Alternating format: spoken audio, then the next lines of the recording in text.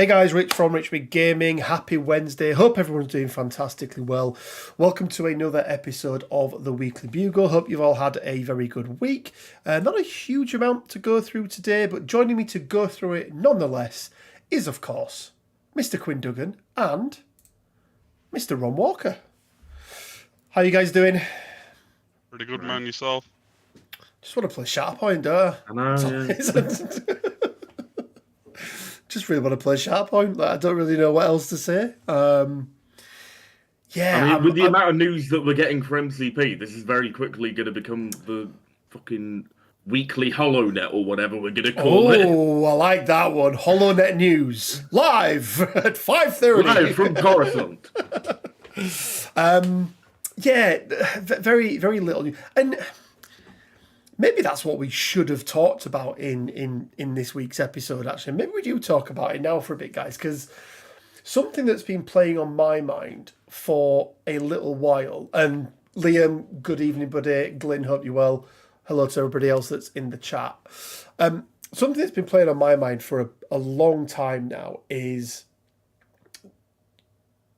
AMG is a very small studio.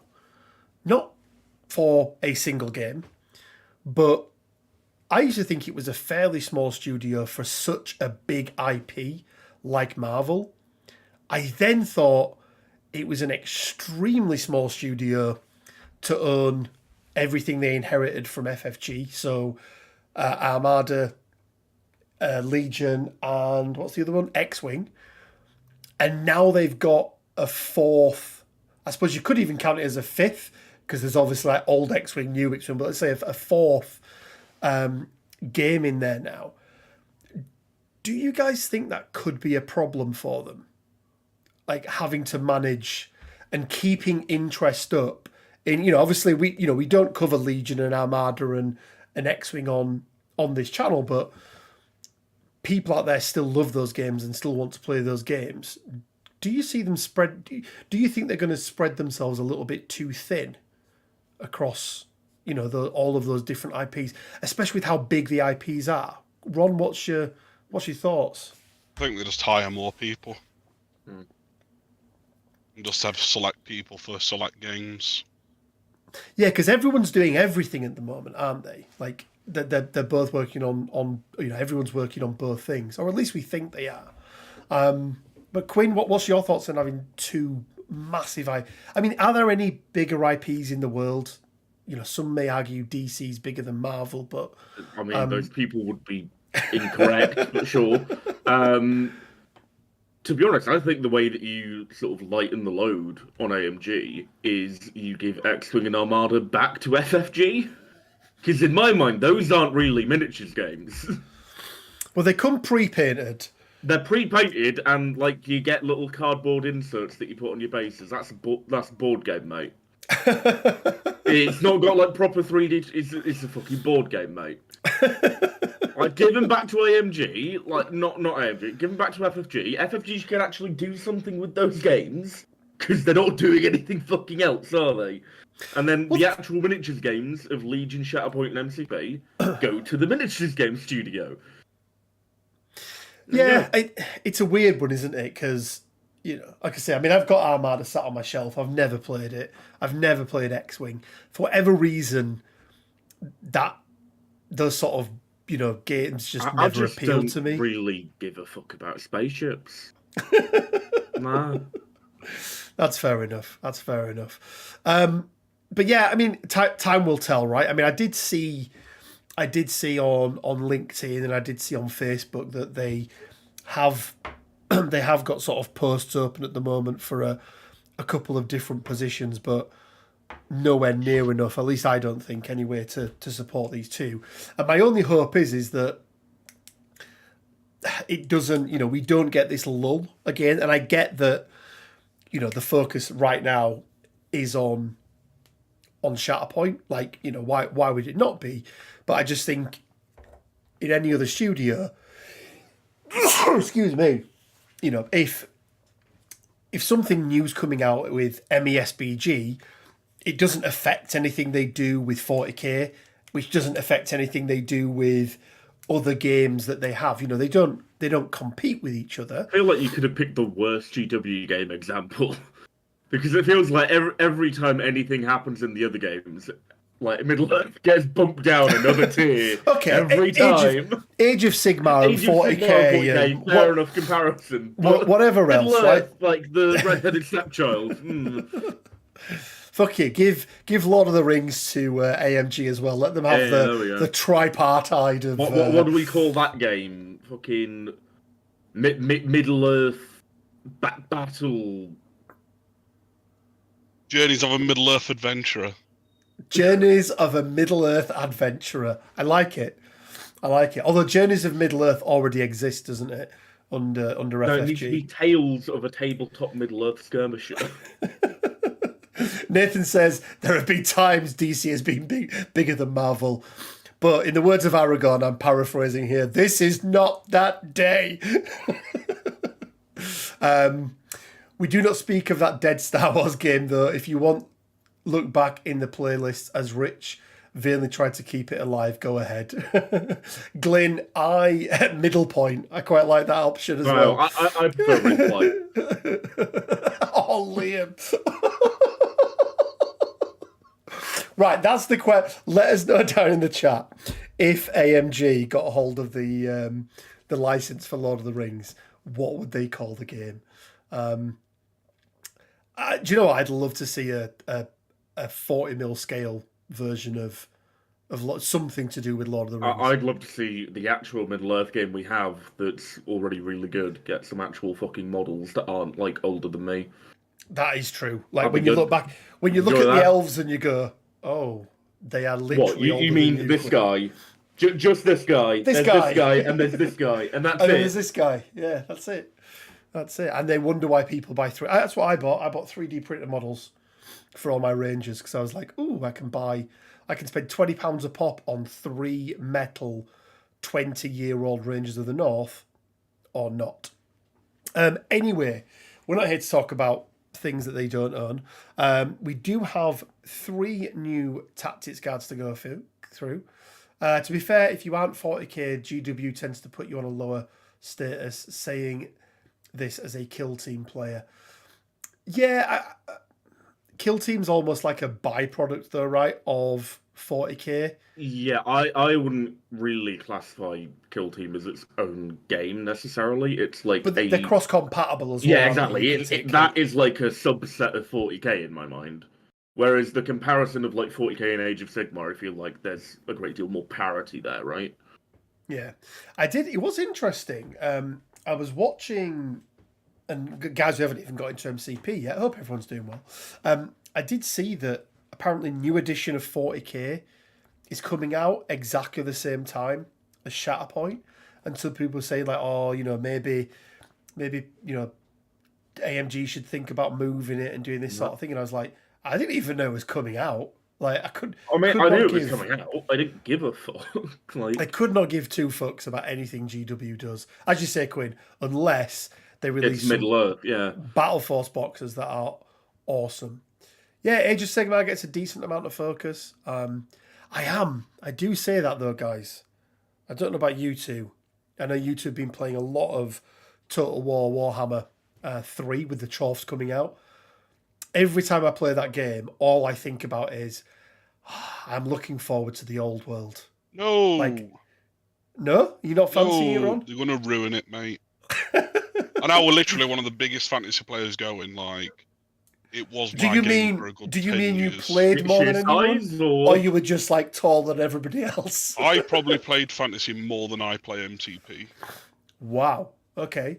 And when they cancelled Warhammer, I quit all hobbying for 3.5 years. I lost my shit. Oh dear. To the point where I sold 8,000 points of Tomb Kings for £400. I don't know if that was a bargain for some. Oh, I don't know if that was a bargain for someone. A Chimeran War Sphinx or a Necro Sphinx, that box now sells for 130, 140 quid just on its own. I had maybe 8. Okay. Yeah, like honestly, like when they cancelled Fantasy, mate, it broke me hobby-wise. Like it absolutely destroyed me. It's the game. Why's my camera gone off? And they It's the are game. really going to fuck up redoing it, because with G-Dub's prices at the minute, you're talking 50 quid for 10 state troopers if you want to play Empire. Guaranteed. I think that's And one of the also, problems, like, isn't it? Is that the article they... Go on. I was going to say, I think that's the problem, though, isn't it? Is that the number of figures you need is huge.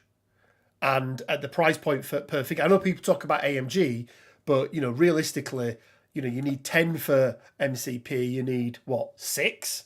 So, you know, even if you buy just the core box, you've got everything you need. Even if you just went out and bought 2 battle packs, you've got everything I don't even you think need. I could go back to painting an old world army now. Well, I struggle to keep up with MCP. Never mind fucking old world fantasy. Yeah. I mean, what were you going to say? Sorry, Quinn. The other issue that has recently come to light for me for Old World is the latest article they did on it. I don't know if you've read it, Rich. I know you. The base sizes. No. Wait. I mean, Ron, you just looked at the pictures. Didn't read what they said, did you? No, There's the old Bretonian stuff. Yeah, there's no new Bretonian models. It's just the same models that are older than me again.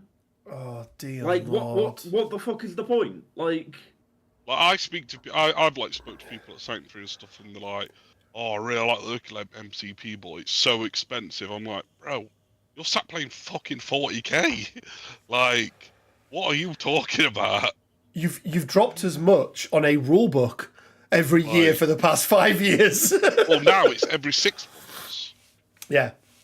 Well, yeah. Also, like, it is with the new edition of 40k, is like that guard rule, but like codex that came out just defunct now. Yeah. Also, they were only out for like 3 months at best. Just to stop everyone there as well, we overtake this program to bring you our new show. Do you know what really grinds my gears about GW? Jesus, we're going to need more than a fucking hour. Maybe that's... Yeah, I'm having a couple of camera problems, Glyn. Maybe that's just what we change it to now. Anyway, guys, let's jump into and take a look at these new cards, because we have got a little bit of new content. So CP137, there's still a huge gap. Like, I can't remember how many boxes are missing, but I think there's still like 20...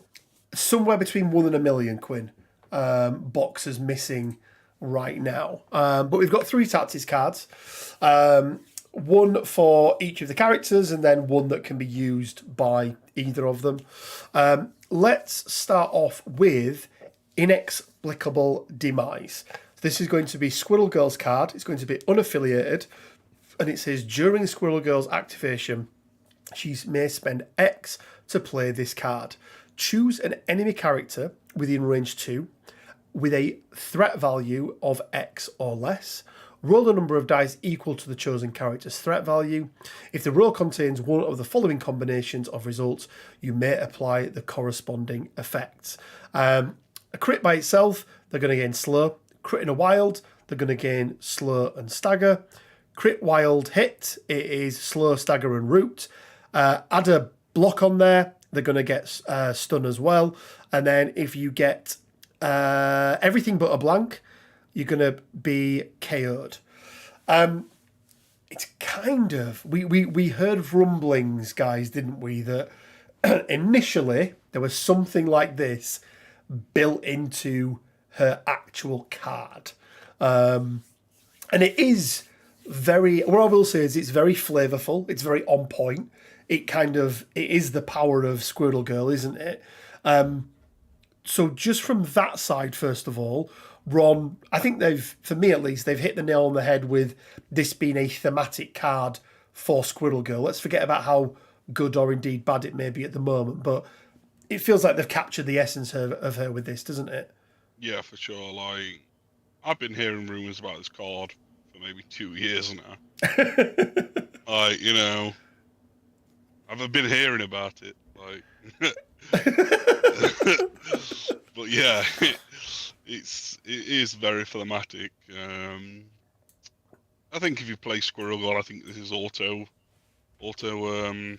stapled to her just because. But I honestly don't think many people are playing Squirrel Girl even with this card. So yeah, I have to agree. Quinn, what are your thoughts on, again, thematic it is and whether or not it's on point, and do you think are you in the same camp as Ron that it will be staple to her if people are playing her?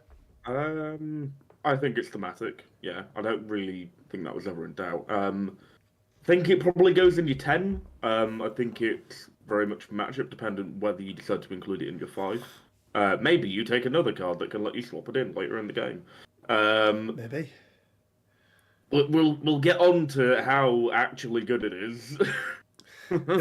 Yeah, because I really wanted something like this. Not necessarily doing the same thing as this, but something that increased the number of dice she rolls, for example, with attacks, whether it was a spender, whether it was a builder, but based on the threat level of the character that she's attacking, because that's kind of what she does. It's nice that they've got it in the tactics card, but for me, it's something that the mechanics of it is something I'd have liked to have seen on her character card and not just on this. But how good is it? Well, it's really, I think, only playable on Squirrel Girl. Yeah, you can only play it if you're Squirrel Girl. So no, for me, I think it's really only playable for a 5 threat. Like I can't see any real value of a tactics card slot and 2, 3, or 4 power to get a slow and a stagger, maybe if you get lucky, or you only play this on high threat stuff. Like, that's what I mean. So it's got to be at you only least play 5. this on stuff where it is possible to get the instant KO, just on the off chance it does happen. Yeah. You're not playing this on a 3 threat, like. Yeah, because you've got to remember slow stagger root. So 3 power for slow stagger root. You've got to be within range 2. You've got to use a tactics card, and you have to get all 3 faces on your 3 dice. It's just fucking unrealistic. Like, it's just not happening. Yeah. And the fact, guys, just remember, this is not an attack. So it's not like those crits are giving you that extra chance to get in there. There's no dice manipulation in this, so you can't get your rerolls or anything like that. Dice manipulation you can do. Oh, that fella on the Bifrost, mate. The fella on the Bifrost. He has a big sword. Oh, he's got a sword. But even then, Quinn, right? It's you saw a stat, didn't you? Was it on an 8 threat character with an immortal? 8 threat character with Heimdall's reroll 2 dice, it's about 22% chance to get the instant KO, which is okay, I guess. You're investing 7 threat and 8 power. And speaking of 8 power, that's my big issue with this card. Yeah. When the fuck is Squirrel Girl gonna have 8 power? That's the other thing, isn't it? Dead. You're talking at least like round 3 for this to go off against like a reality space Thanos. By that point, he's already killed your entire team. So what's the point of the card? Like, if this card had been a flat power of 4 power, whatever else, and you rolled dice equal to threat, so it's still scaled, but just wasn't as ludicrous a cost, sure, but given how abysmal Squirrel Girl's kit is, I just don't see it happening, really. Yeah, I'm just having a quick look at chat. Justin says he wanted more out of Squirrel Girl, like an attack that scales with threat. Completely agree. That's what I wanted. It's nice to see Squirrel Girl get her own fearful symmetry, says Troll. By that, I think he means not a very good card. I think you're right, Ron. I think it comes staple to Squirrel Girl. I think, unfortunately, Squirrel Girl is not a great character. Come on, live YouTube. Say hi, Law. Everyone say hi to Laws. No consideration from some people. Look, you sat here trying to be professional, Ron, with your vape. I know. Yeah. Immortal Hulk getting one shot sounds funny. It would be funny if he didn't just come back. It's very unlikely. So yeah, I think I like the idea of the card. It's thematic. It feels like Squirrel Girl. For me, I just think the opportunity cost of both a tactics card and the power cost and the fact you're going to be within 2, even if, guys, it would have been, you could have used it outsider activation. That would have been something, right? For me, it'll probably get taken with Squirrel Girl. I just don't think Squirrel Girl's going to get taken very often. So for me, it's a bit of a no-no. But yeah, anyway, let us know. Inexplicable Demise is the type of card you try and get to happen in a casual game just so you can say it happened. Absolutely, Nathan. Absolutely. Imagine pulling this off and getting a super giant auto KO in the same game as well. That would be quite funny. So let's have a look at, and it's worth mentioning with this one as well, isn't it? That there's quite, there's a few characters that you never want to do this on, because they can just come back, your Ultrons, those sorts of things, Ghost Rider, Hela, not that you're going to be using it on any of those characters as well. And it would, I think, Lockjaw would save you from this. Again, they're not necessarily things that you're going to see. I don't think you need to tech for this, Quinn. I don't think you need to make sure Lockjaw with last minute save is in. It's nowhere near good enough to be teched against, which exactly. is a little bit unfortunate because the rest of the pack is pretty abysmal. So, you're not really pulling in any punters with this one, AMG. No, not at all. Which is sad as well, because I think it's 2 characters that people were quite excited for. Or at least some people were excited for. We were excited for some characters that weren't fucking 4 threats. Let's have a look then at No Try This One. So, unaffiliated once again. This is going to be reactive. During the cleanup phase, Gwenpool may play this card.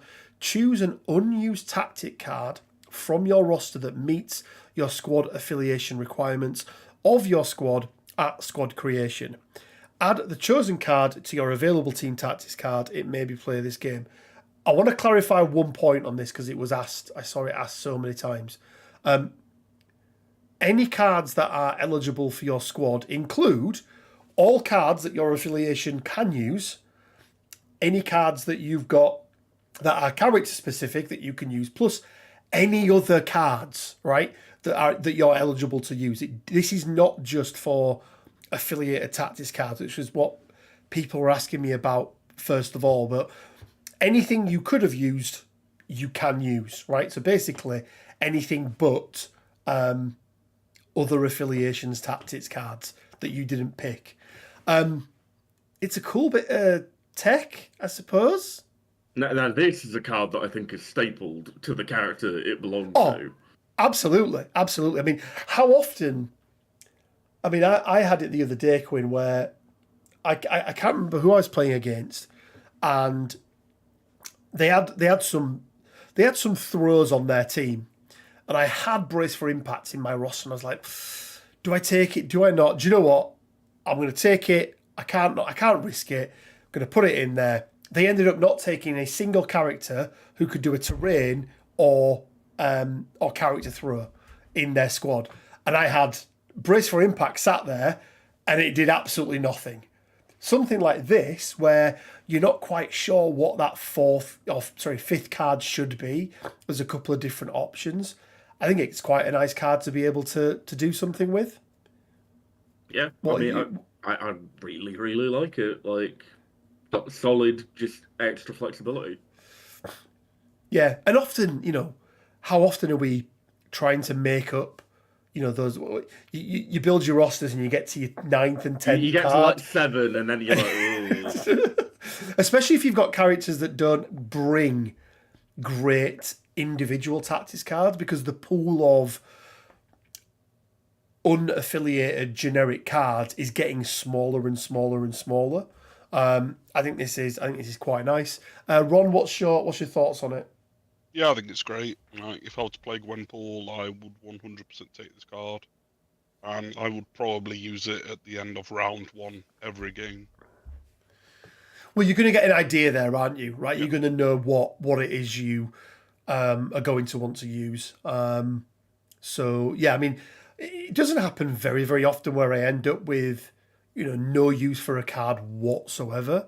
But there's times, right, where you could take, I don't know, you don't put Mark for Death in and they end up running a team with a couple of stealth in there or whatever and you need it. I think I A, like the idea of the card, and I B, like the idea that we're getting these other types of utility in the game, not just the standard stuff. So I think, again, it's also quite thematic, right? It's like, I believe she breaks the fourth wall. Like, she comes from we had this whole conversation last time, didn't we? But, I think it's quite thematic with the character as well. So I can see this one being stapled to her. I think it's pretty darn good.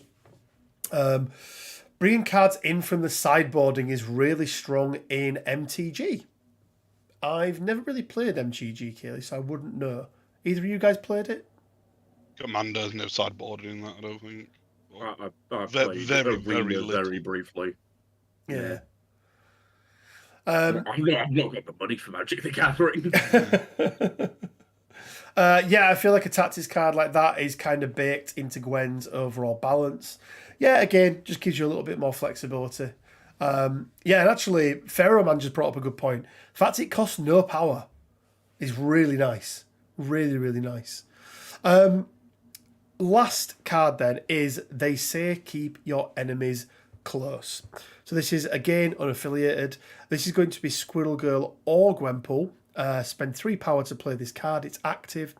During the next attack made by the character that played this card, if the attack targets an enemy character within range 1 of the target, within range 1, the target character rolls no defense dice during the attack. During the next attack made by the character that played this card, if that attack targets an enemy character that is not within range 1, after the attack is resolved, place the target character within range 1 of the character that played this card. So there's use cases for both. You can either pull a character over to you, or if you're in there, I mean, you basically turn into what's the one? Execute. That's the one. Proxima. Yeah, Corvus and Proxima. Which, again, if you want to take down a big character, this card's incredible. This is a much better way of doing it than paying 8 power and praying to the dice gods, right? Like, I really like this one. Ron, thoughts on it? Incredible card. Like, if you're playing either Gwenpool or Squirrel Girl, you are. This card on Spider Woman would be awesome. Taking this card. Both applications on this card are really fucking good. Yeah, it's really nice, isn't it? Especially with the range attacks they've got, because I think they've both got range 4 attacks. I think I'm right in saying. Mm-hmm. I want to say. Yeah. Being able to pull somebody off a point and then place them somewhere else where they can just get murdered is very, very strong. It's strong both from a control VP scoring side of things, but it's also strong from a we know how good it is. Well, how good is Thanos, right? How good is Thanos when he does his whole bullshittery of pulling you over and doing the things? I think this is really good. But I like the versatility, Ron, like you mentioned, that it's got 2 use cases. So again, I mean, are we seeing 2 cards being stapled to Gwenpool here when you play her? Oh yeah, 100%. I can definitely see it. Yeah, which it feels like, okay, they're stapled, but realistically, one of them is the opportunity cost. One of them's like just a free card, right? Exactly, yeah, exactly that. So it doesn't if you really feel want like to, you take the free card and then potentially you sub it in for the other one, right? Yeah, or anything else that you want. I do also want to just address how terrifying Squirrel Girl looks in the card art. Those eyes. Yeah, there is nothing behind those eyes. Dead. Utterly dead behind those eyes. Stick her in Midnight Suns and use it on a single siege turn. The problem is, you if they're not rolling defense there, because it's only that one attack, right? What? No. Yeah, Yeah. I think It was Oh! drag them Drag in. You them mean in. bring them in? I mean, yeah, that's bring them in, then siege. I think Die! my big question would be, when are you running in out of R4 in Midnight Suns that isn't Venom? It's fair. Well, when are you running it out of R4, really? I mean, when are you running Midnight Suns? I mean, this question just keeps getting. Do you know when? When they release a new fucking leader. That's when you're playing When are Midnight you Suns. playing MCP? I play Midnight Suns, they're great. Yeah, you don't count. You're not. And your people. Out of Affiliation 4 is Bait Ray Bill. Well, That's fair. That's true for every affiliation. No, apart from the ones even he's better for in. Midnight Suns, because you don't need eyes on the prize play then. Oh, do you know Yeah, I can what? see that. Somebody just put Rolls just put. I thought they would nerf Deception. Now they've released this one. So you use this, and because Deception's out of activation as well. You use this one to take them away from being within range 2, and then use the other one to pull them towards you with Deception. That's filth. This one's fine because it costs 3 power, and to do it from range 4, you need a minimum of 5 power, and that's on Squirrel Girl. No. I get that, but it's just fun to think of those little. What often happens, Roll, is you think of these cool little combinations of things, but actually when you look at them in terms of opportunity cost, they tend to not be worth it. But just the idea of pulling 2 of your opponent's characters and putting them within your, pretty much backline and just being able to murder them, does sound quite fun. Yeah, Heimdall. Justin, you can use Heimdall rerolls. We did mention that for Inexplicable Demise.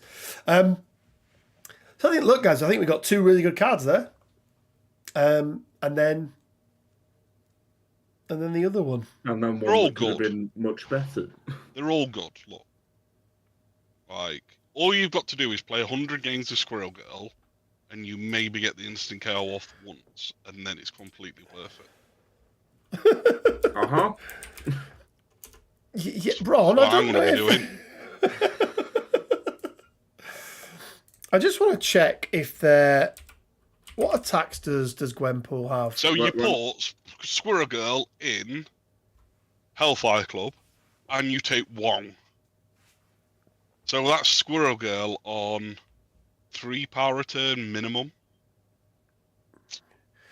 You Yeah, kill well, 6 I mean- round 2. But first of all, no, because why on earth would you do that? Gwenpool does have a range 4 builder. Range 4, 4 dice, energy, cost no power. Physical, but yeah, costs no Okay, power. it's physical. It's Gwenpool's bag of tricks. Oh, right, yeah. So I mean, still, you're not doing turn 1.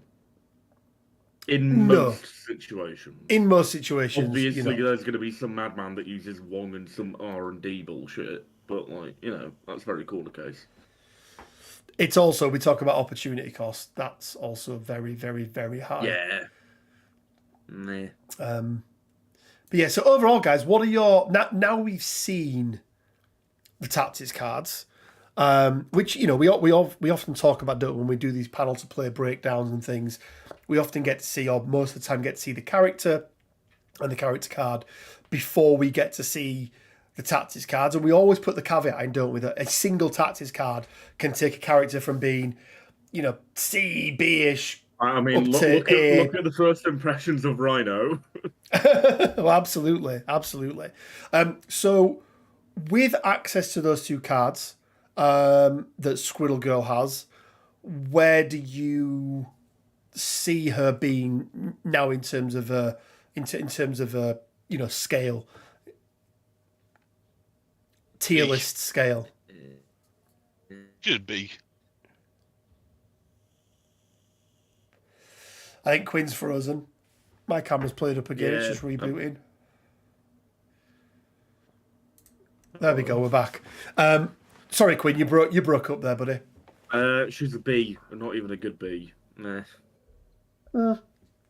I'd put her in a sort of very high C, very low B for me. Yeah. I think that's fair. What about Gwenpool? Because for me, she's the star of the box with what she's got access to. Ron? I mean, she's also got Jeff on the base, so She is a pick. I think I'm in agreement there. I think she's got some really nice tech. I'd go for like a low A still. I think it depends on what affiliations she gets into. For me, Quinn, now she's got, even though it does cost 3 power, the control that she's got with that Tactics card is just crazy. I just think it's so good. I think for me, it does push her up into that A tier. But let us know, guys. Let us know what you think. Are you happy with the Gwenpool and Squirrel Girl pack? Did you want more? Could you not give a shit about them characters? I know for me, I was really hoping there were going to be 3 threats and not 4 threats. But it just seems like we're never going to get a 3 threat ever again, doesn't it, guys? It's fine. We can play Shatterpoint instead. It's fine. Let's not even talk about 2 threats. When was the last time we got a 2 threat? Was it Honey Badger? It was Badger, I think. Deary me. That's a hell of a long time ago. Hell of a long time. But yeah, there we go, guys. I'm sure.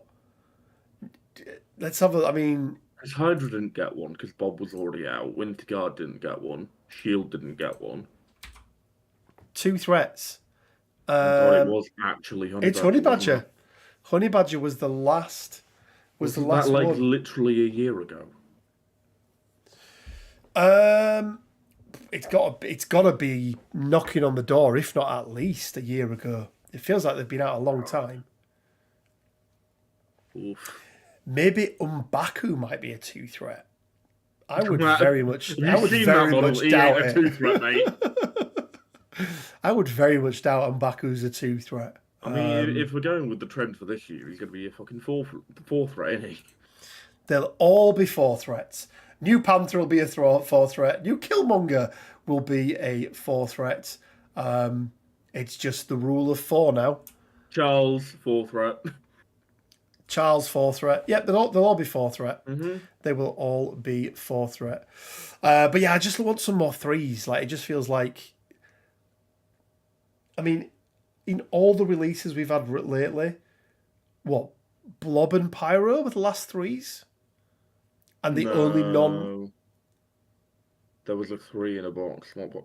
I know, wait, yeah, the last 3s, because Ulik was the last not 4 threat, right? I was going to say, then the only one in there... Oh, actually, no, we've obviously got Hulk now, who is, 8 threat as well.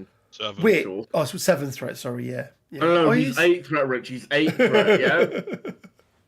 Shadow King 2 threat. Not a chance, Justin. Not a chance. Minimum 5 on Shadow King. Just for how cool the model is. Roll, I would have agreed with you that Kitty Pryde could have been a 2 threat. But, Ron, why can she not be a 2 threat? Gosh, she's got lucky!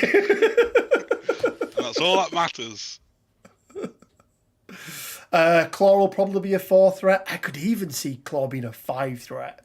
I could see Claw as a 6, to be honest. Yeah, don't. Claw's a beast. Yeah, do not base your view of Claw on Cuttlefish.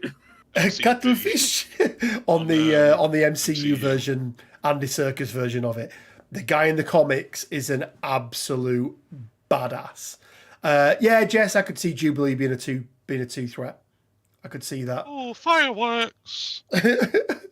It's literally just like, you know when your dad's like, no, we don't need to go to a firework display this year, son. I've bought some from Co-op. I mean, no, Rich, I don't know that. I don't have a dad. Thanks. Sorry, Quinn. You're my dad now. Remember? Oh shit! Doesn't Jonah owe me some money for this as well? Like some child support. It doesn't matter. You're not going to spend it on me anyway. This is true. But and then they're like the shittest firework ever. That is just Jubilee, isn't it? But yeah, I just think they're missing them at the moment. But let us know what you guys think. What do you think of the packs?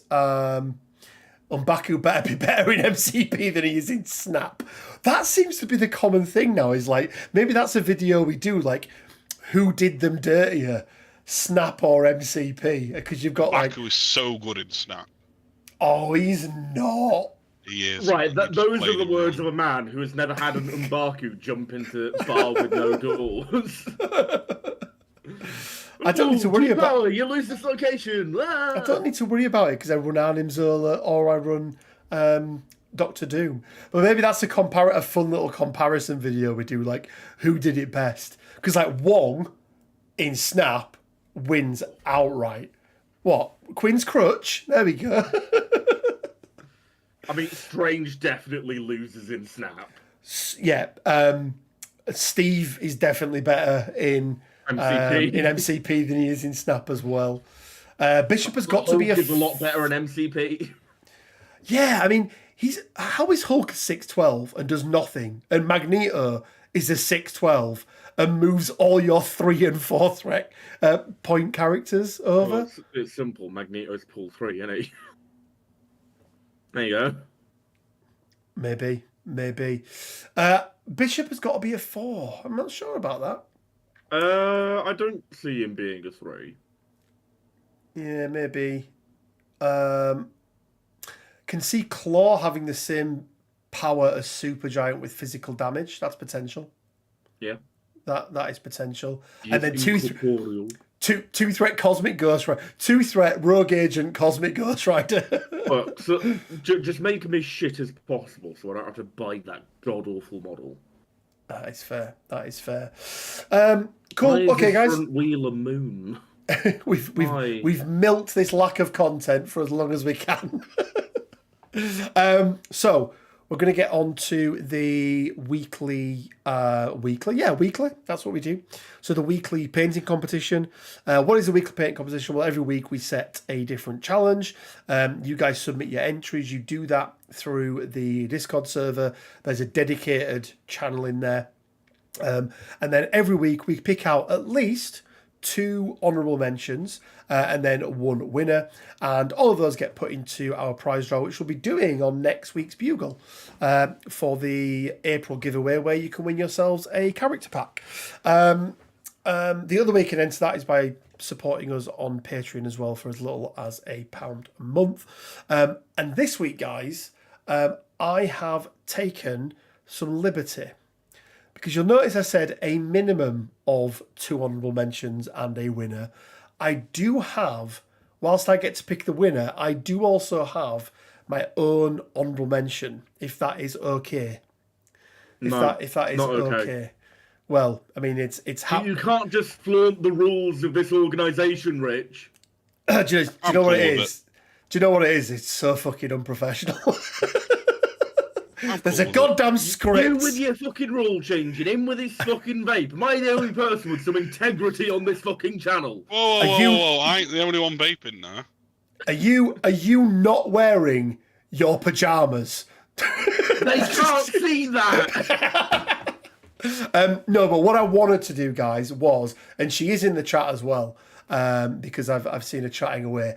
I did want to give an honourable mention to Kaylee, because this week she completed MCP and has every single figure painted, which... MCP completed it, mate. Yeah, well, until the next release. Including the new MODOK, including the new Hulk.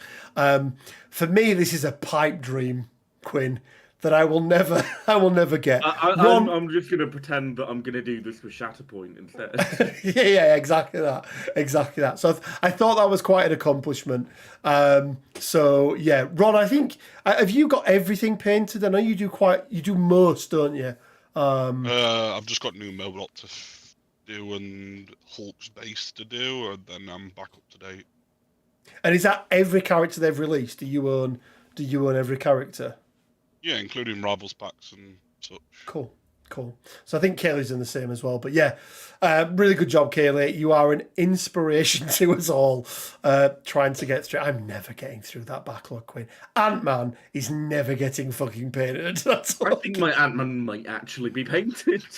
No. Mine is never ever getting done. So that's the first honourable mention. And next up was, I want to say it was Quinn's choice. I think it was. Yeah, this is Sekhmet's.